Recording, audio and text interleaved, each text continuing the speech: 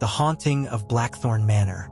In the rolling hills of the English countryside stood Blackthorn Manor, an imposing estate shrouded in legend and mist. Locals whispered of its haunted halls, but few dared to approach. It was said that in the late 18th century, the manor's owner, Lord Elias Blackthorn, had vanished without a trace after hosting a grand ball. His guests, too, disappeared, leaving only eerie echoes of laughter and music that could still be heard on certain nights. When Charlotte, an American historian with a passion for the macabre, inherited the estate from a distant relative, she dismissed the stories as mere folklore. Determined to restore the crumbling manor to its former glory, she moved in, eager to uncover its secrets. Her first night was uneventful, though the silence was oppressive. The only sounds were the creaking of the ancient floorboards and the occasional hoot of an owl outside. But as the clock struck midnight, Charlotte was jolted awake by the sound of faint music, soft piano notes drifting through the air. She followed the sound, clutching a flashlight. It led her to the grand ballroom, a cavernous space with shattered windows and a cracked chandelier that still hung precariously from the ceiling. As she stepped inside, the music ceased abruptly. The silence that followed was deafening, and the air grew icy. Charlotte's flashlight flickered and died, plunging her into darkness. Her heart raced as she fumbled to turn it back on. When the light returned, she gasped. Standing at the center of the ballroom was a figure in a tattered ball gown, its face obscured by a veil. "Who are you?"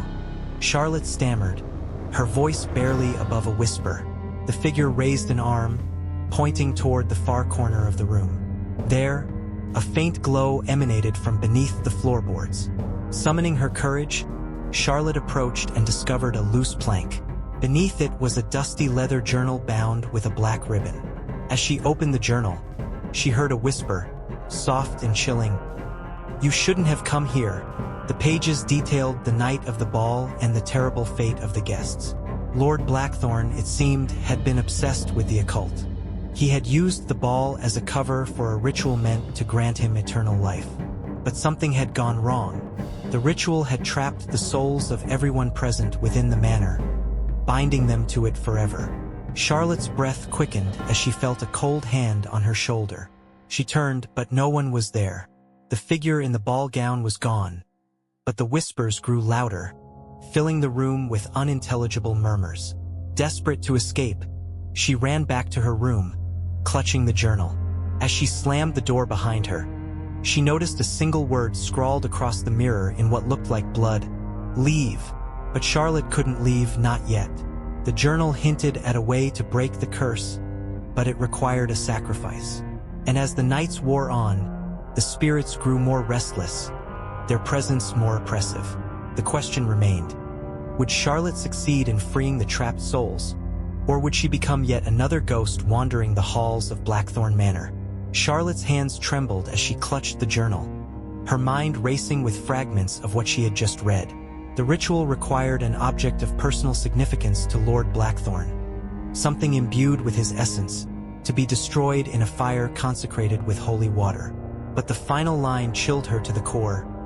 Only blood can unbind what blood has sealed. She barely slept that night. Whispers echoed through the walls, sometimes too faint to understand, sometimes hissing her name. Shadows danced where no light fell, and the air seemed heavier with every passing hour.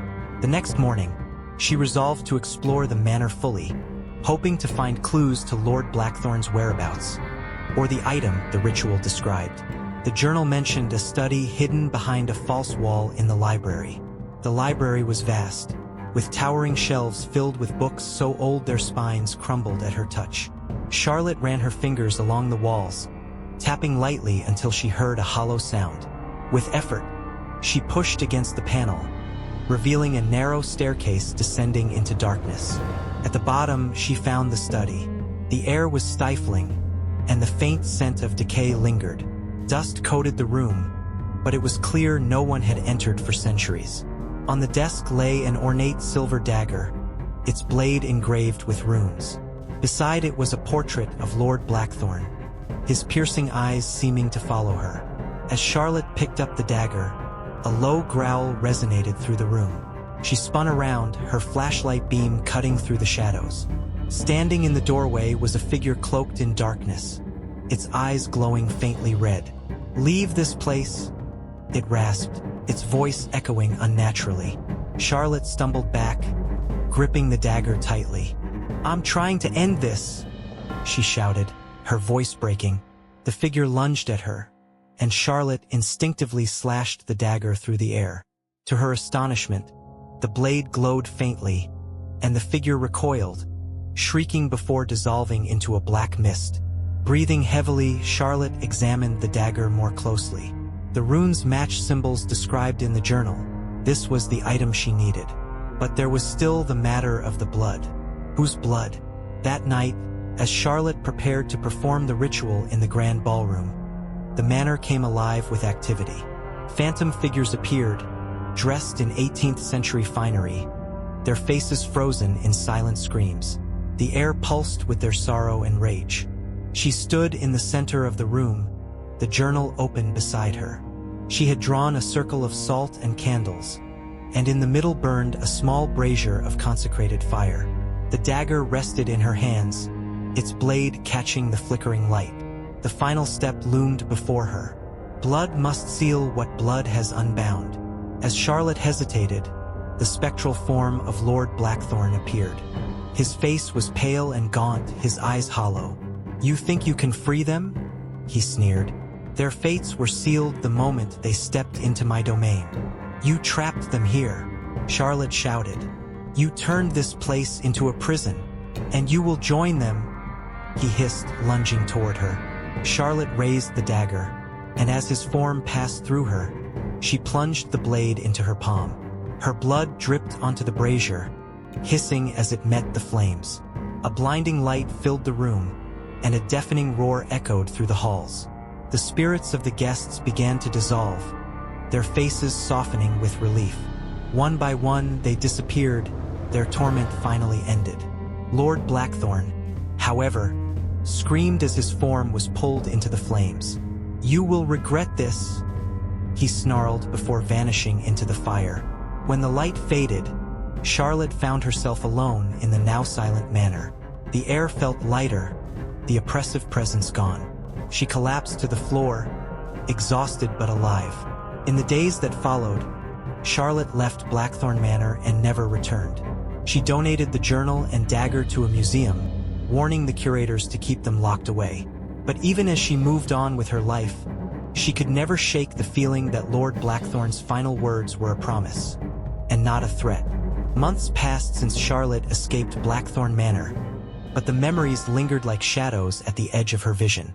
She moved back to London, taking a quiet flat in a bustling neighborhood, hoping the noise and life around her would drown out the silence that had haunted her since that night. But peace proved elusive.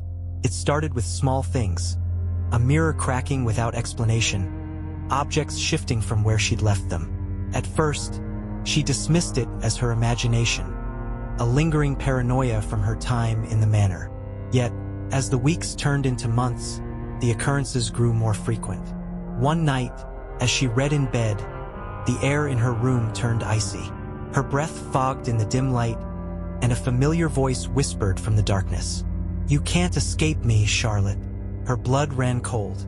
It was Lord Blackthorn. Charlotte knew she had destroyed him, or at least she thought she had. But now his presence seemed stronger, more menacing. She reached out to Father Henry, a clergyman who specialized in exorcisms and had helped her research Blackthorn Manor before. When she visited his parish, Father Henry greeted her with concern. She recounted everything: the dagger, the ritual, the blood, and now the manifestations. The priest's face darkened as he listened.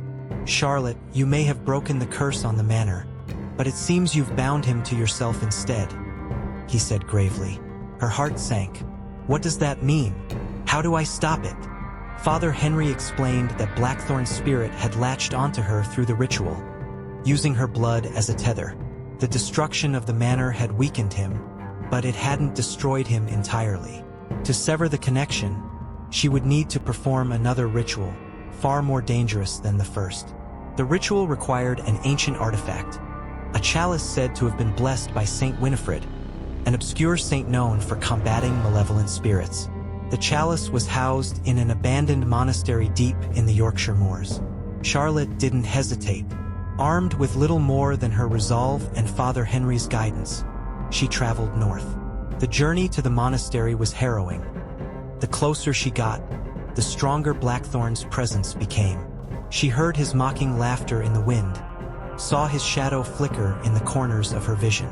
By the time she reached the crumbling monastery, the sun had set, and a dense fog had settled over the moors. The air was thick with an unnatural stillness, and the ruins loomed like skeletal remains against the dark sky. Inside, the chapel was in ruins, the altar covered in moss and debris. At the center of the altar, beneath a protective glass case, was the chalice. Its surface gleamed faintly, as though imbued with its own light. As Charlotte approached, the temperature plummeted. The fog seeped into the chapel, coalescing into the unmistakable form of Lord Blackthorn. "You've gone far enough," he snarled, his voice echoing through the stone walls. Charlotte froze, clutching the dagger she had kept since the night at Blackthorn Manor. "You don't belong here," she said, her voice trembling. "This is where you die," Blackthorn hissed, lunging toward her. The battle that followed was a blur of terror. Blackthorn's form twisted and writhed, growing larger and more monstrous as he lashed out at her. Objects in the chapel flew through the air, shattering against the walls. Charlotte barely dodged his attacks, her mind racing for a way to reach the chalice. In a desperate move, she flung the dagger at the protective glass case, shattering it. The chalice fell to the ground, and as she grabbed it, a surge of warmth spread through her. Blackthorn recoiled, shrieking as the light from the chalice grew brighter. His form flickered, weakened by its power. Charlotte raised the chalice, reciting the incantation Father Henry had taught her. The air vibrated with energy as the light engulfed Blackthorn. He screamed, his voice a cacophony of rage and despair, before dissolving into nothingness. When the light faded, Charlotte collapsed to her knees, the chalice still in her hands. The fog had lifted, and the chapel was silent once more. She returned the chalice to its place on the altar and left the monastery, feeling an unfamiliar sense of peace. For the first time in months, the weight on her shoulders had lifted. Charlotte knew she would never forget Blackthorn or the horrors she had faced. But as she walked away from the ruins, she realized that, for the first time, she truly felt free. Charlotte returned to London with a fragile sense of relief, though her ordeal had left scars that ran deeper than she cared to admit. She avoided mirrors, where she sometimes thought she saw fleeting glimpses of shadowed figures. Sleep came sporadically, haunted by dreams of Blackthorn Manor and the malevolent spirit she had banished, or so she believed. But soon, the peace she thought she had earned began to unravel. One crisp evening, as Charlotte settled into her flat with a cup of tea and a book, she noticed an unsettling silence outside. London, even at night, was never truly quiet, but tonight the usual hum of life seemed smothered. Then, the lights in her flat flickered. She felt it again, the cold, that bone-deep chill that only one presence could bring. "Charlotte!" The voice was faint, a whisper at the edge of hearing. She froze, her breath catching in her throat. Slowly, she turned toward the hallway leading to her bedroom. The shadows there seemed deeper, darker than they should have been. "Impossible," she whispered, gripping the edge of the table. Blackthorn was gone. She had destroyed him, hadn't she? But then she saw it. A faint, ghostly figure standing at the end of the hallway. It wasn't Blackthorn this time. This figure was smaller, more delicate. A woman in a tattered gown, her face pale and hollow. "Help us," the woman said, her voice quivering with despair. Charlotte blinked and the figure vanished. The next day, she sought out Father Henry again, now desperate for answers. He listened intently as she described the woman and the growing sense of dread in her flat. "Charlotte," he began cautiously, "when you banished Blackthorn, you disrupted something much larger than just his curse. The manor was a nexus of spiritual energy, a place where the veil between worlds was thin. By destroying it, you may have opened..." A doorway. A doorway? She asked, her voice rising. To what? To others, he said grimly. Spirits who were drawn to the manor's power might now be free, wandering, searching for resolution or vengeance.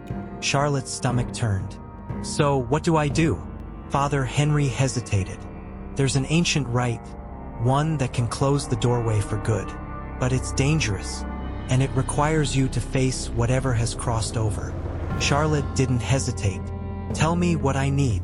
The rite required 3 things: a sanctified space, an object belonging to the spirits that had crossed over, and an offering of intent, a symbol of Charlotte's willingness to make amends for the disruption she caused. She returned to Blackthorn Manor's ruins, now little more than a skeletal shell surrounded by overgrown brambles. As she approached, the air grew heavy, pressing down on her chest. The manor might have been destroyed, but its power lingered. Inside, the remnants of the ballroom were strewn with debris. Charlotte knelt in the center, arranging the items for the rite. A candle blessed by Father Henry, a silver locket she had found in the ruins, and a small vial of her own blood, her offering. She lit the candle and began to recite the incantation. The words felt foreign and heavy on her tongue, but as she spoke, the air around her began to shift. Shadows coalesced at the edges of the room, forming into figures, dozens of them. They were the spirits of the manor's former inhabitants, their faces twisted with pain and anger. Among them, she recognized the woman from her flat, her hollow eyes fixed on Charlotte. "You tore us from our rest," the woman said, her voice echoing. "Why? I didn't know," Charlotte pleaded, her voice shaking.